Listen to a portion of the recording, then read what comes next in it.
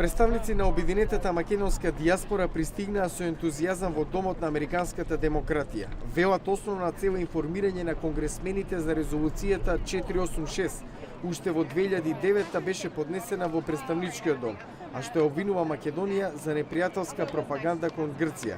Се надеваат да обезбедат поддршка против усвојување на резолуцијата. Барањата се да не се поддржува таа антимакедонска резолуција 486, што е поднесена од страна на грчкото лоби тука во Вашингтон, и да бараме да се покачи средствата што се донира до Македонија за различни проекти околу економски развој, образование и здравство.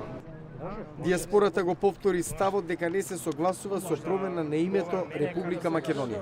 Имајќи предвид дека сите поголеми и голем дел од помалите заедници тука во САД имаат познанство со одредени конгресмени кои што ги застапуваат нивните интереси во Конгресот, мислам дека апсолутно е потребно и ние да имаме такви конгресмени кои што нас ги не поддржуваат или барем во најмала рака барем нашите позиции да бидат запознаени со нив.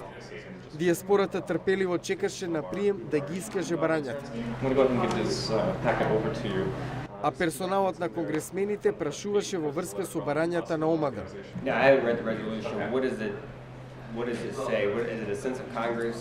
Од канцеларија до канцеларија, ОМД посети стотина представници на конгресмените на речиси тричасовната обиколка по Капитол Хил. Дијаспората во иднина планира да го зачести ваквото лобирање.